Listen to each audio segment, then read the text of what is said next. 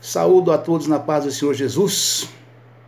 Irmãos, hoje nós vamos meditar na palavra de Deus, a mesma palavra que eu publiquei ontem, nas mensagens de texto, em todas as mídias, que eu publico diariamente, E então a palavra de ontem que nós publicamos através das mensagens de texto foi Mateus capítulo 12, dos versículos 19, 20 e 21, que diz exatamente o seguinte: não contenderá, nem clamará, nem alguém ouvirá pelas ruas a sua voz, não esmagará a cana quebrada, e não apagará o morrão que fumega, até que faça triunfar o juízo.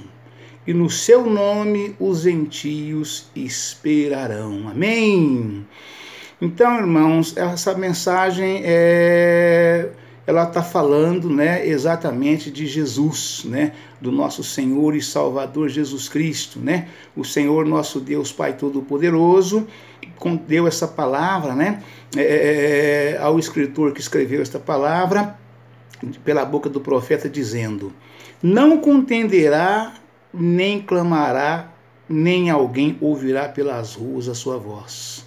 Estava falando exatamente do comportamento de Jesus, que ele seria este servo, Esse servo filho obediente, Jesus, antes de ser servo de Deus, ele era filho de Deus, Ele era e é, filho de Deus, Então, o filho obediente, o filho obediente, ele cumpre aquilo que o pai determina, O pai tem uma fazenda grande, uma fazenda enorme, tem uma empresa grande, forte, e o pai coloca o filho como gerente daquela empresa, seja ela de qualquer segmento que for. Então o filho obedece às determinações do pai, E assim foi Jesus, de acordo com a palavra de Deus. Vocês vão se deparar com mensagem na Bíblia que mostra que Jesus, o dia todo ele pregava para as multidões, aqui ali na sinagoga, nas praças onde ele estivesse, E à noite ele se refugiava para o Monte das Oliveiras,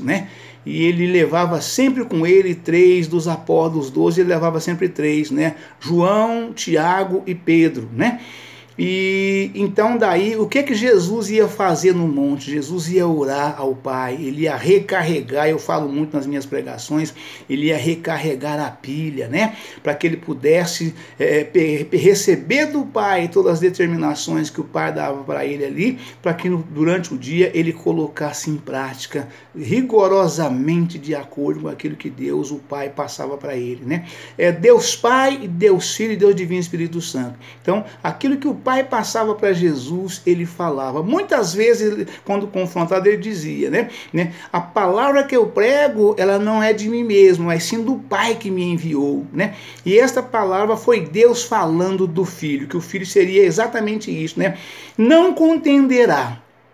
E vocês vejam que vocês não encontram em lugar nenhum na Bíblia Sagrada dizendo que Jesus contendeu com o povo, que Jesus tivesse, como se diz na linguagem do povo, tivessem armado algum barraco, tivesse quebrado o pau, que Jesus tivesse feito esse tipo de coisa. Todas as vezes que Jesus foi agredido e confrontado com o povo, ali quando o povo chegava a ponto de apedrejá-lo, com pedra, com pau, com tudo, o que Jesus fazia? Ele saía do altar ali onde ele estava, na sinagoga deles, passava pelo meio do povo e ia embora. E saía da igreja e ia embora para fora, E sempre acompanhado de grande multidão de pessoas que o acompanhavam. Mas ele saía e aqueles que queriam agredir não era o povão em geral, de um modo geral, Era sempre os escribas e fariseus, Os fariseus que eram os homens das leis, Das leis de Moisés, e os escribas dentro dos fariseus, Que eram os entendidos de leis, os instruídos em letras, em tudo, Para poder falar, isso está certo, isso está errado, Era uma espécie de corregedor, Para ajudar da forma que eles pretendiam que nada saísse fora daquilo que eles queriam. Então Jesus refugiava, saía, e eles pensavam no coração deles, esse não volta nunca mais aqui, e acabou, né? Nós expulsamos o homem, né? Quando eles pensavam que não, estavam todos reunidos ali na igreja outra vez, quando via ao homem chegando ali, né? Esse homem que eu estou falando é Jesus, Jesus chegando novamente, e entrava na igreja novamente, e tornava a sentar ali ouvindo, e era dado a palavra para ele, aí ele pegava a palavra, né? Para poder a oportunidade da palavra, e aí ele dava continuidade em tudo aquilo que ele tinha que falar e fazer de acordo com aquilo que o Pai determinava. Então, Jesus não contendia e não contendeu com ninguém, né? Então, por esse motivo, ele foi levando o ministério dele até chegar no ponto que estava concluído a missão dele, né? Nem clamará, nem alguém ouvirá pelas ruas a sua voz, né? Então, o homem tem por hábito, né, o homem e a mulher de um modo geral, reclamar de tudo, reclama de todas as coisas, né? Tá chovendo, reclama que tá chovendo muito. Para de chover, reclama que tá seco. Faz frio, reclama que tá fazendo frio. Faz calor, reclama que tá fazendo calor. Jesus não reclamava de nada. Jesus cumpria a missão dele apenas na palavra, né? Pregando a palavra de Deus, ensinando, instruindo o povo como o povo deveria agir e viver em busca do objetivo que é a salvação da sua própria alma, né? Instruindo a todos no que é chegado a vós o reino de Deus, arrependei-vos dos seus pecados, né? Que é chegado a vós o reino de Deus. Ele dava continuidade naquilo que João Batista tinha já implantado, que veio na frente para abrir caminho, né? Então Jesus, ele não reclamava, né? Ele nem clamará, né? Nem alguém ouvirá pelas ruas a sua voz, como eu disse ontem na mensagem que eu preguei, que eu trouxe ontem, que eu preguei, eu dizia, Jesus, ele não fazia tocar trombeta nas praças para falar, eu estou aqui. Vocês vejam que hoje todos os pregadores aí, principalmente os pregadores famosos, né, que vai nessas igrejas grandes para poder pregar, eles anunciam com antecedência, fazem vinhetas, né? Isso, o homem de um modo geral age dessa forma, a vida do homem, principalmente os artistas, né? Eles gravam uma vinheta anunciando um show que vai fazer em tal lugar, tal dia, tal hora, convidando o povo, faz um barulho tremendo para convidar o povo, para que o povo vá lá assisti-lo e vê-lo naquele espetáculo que ele vai dar. Jesus agia completamente ao contrário disso, né? Ele não anunciava nada por antecedência, e aonde ele chegava, reunia a multidão em volta dele de forma extraordinária, como aconteceu na palavra de Deus. Na medida que vocês forem lendo a palavra de Deus, como eu disse um dia desses atrás, Jesus disse, lá em São João 5,39, vós errais por não examinar as Escrituras, porque cuidais ter nelas a vida eterna. São elas que de mim testificam, né?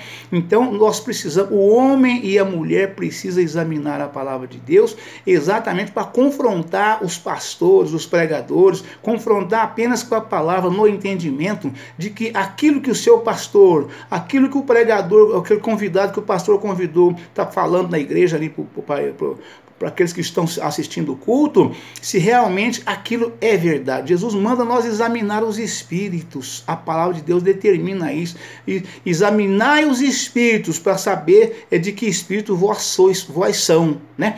Então, é um pregador famoso, ajunta a multidão, pregador de televisão, de tudo, né? Então, está pregando a palavra de Deus, ótimo, glória a Deus por isso, louvado seja Deus. Mas examina para saber se aquilo que ele está falando realmente está de acordo com a palavra de Deus.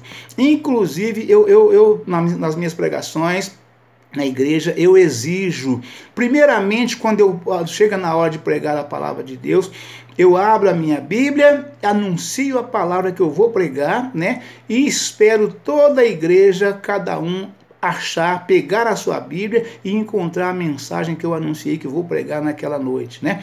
Eu não atropelo a palavra, né? Então eu digo isso, eu falo com todo carinho, com todo amor a todos os meus queridos amados irmãos, pastores e pregadores da palavra de Deus, né?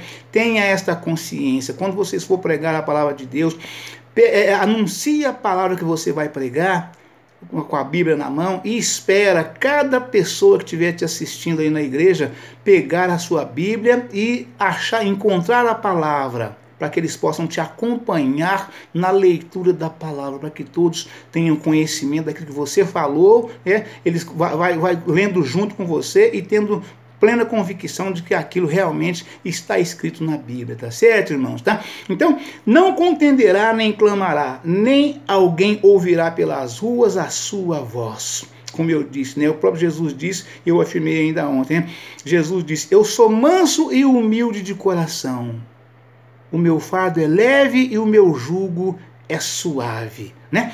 Então Jesus, ele era e é puro amor, né? Jesus, né? Ele é puro amor, não tem contenda, não tem calúnia, não tem perseguição, não tem perturbação maligna, não tem tititi, não tem disse-me-diz, é puro amor, instrução, entendimento, salvação, amor, misericórdia, perdão, né? Então Jesus é exatamente isso, Jesus é vida e vida com abundância, né?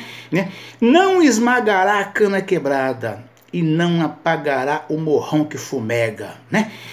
Ou seja, Jesus recebeu do Pai esta missão e ele veio, né? Ele foi trucidado, ele foi moído durante a vida toda e na cruz do Calvário, como está escrito lá em Isaías, né? Ele foi moído, né? Pelas suas pisaduras nós fomos sarados, né? Jesus foi moído de forma assim como nunca aconteceu com nenhum ser humano na vida, né?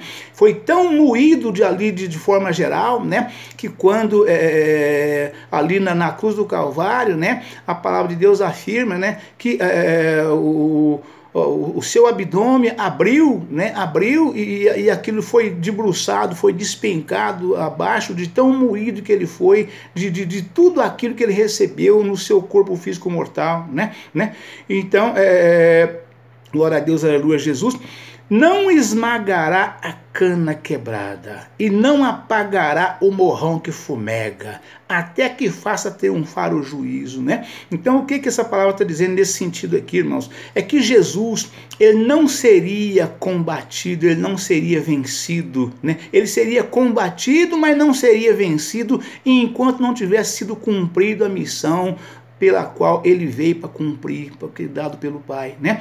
Jesus tinha plena consciência do sofrimento dele, seria muito grande o martírio dele na cruz do Calvário, seria coisa terrível, coisa horrenda que homem nenhum seria capaz de suportar. Ele teve tanta consciência disso que ele chegou a orar ao Pai na véspera ali de noite, ele disse, Pai, se possível for, afasta de mim esse cálice, né?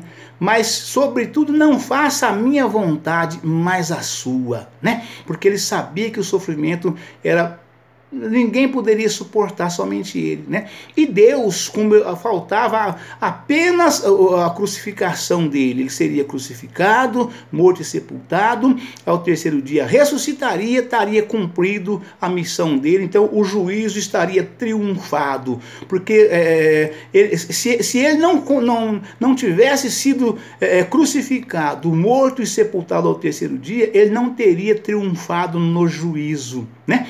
Então, tanto é verdade, irmãos, que quando ele estava ele ressuscitou no terceiro dia, que foi o domingo, né? Por esse motivo que o domingo tornou-se o dia santificado ao invés do sábado, porque é o dia do Senhor, o dia que ele ressuscitou, né?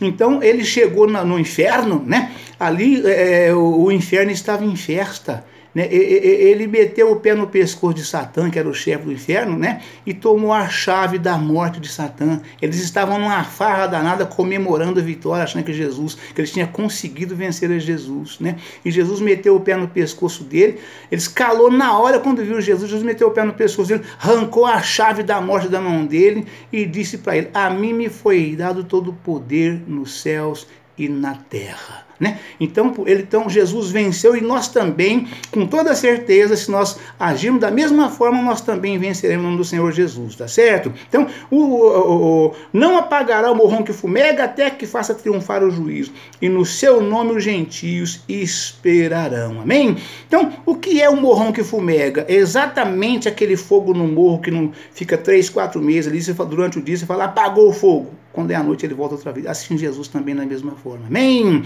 Deus abençoe os irmãos. Ficam todos na paz do Senhor Jesus. Amanhã estaremos de volta com um novo vídeo em nome do Senhor Jesus. Amém? Fica com Deus.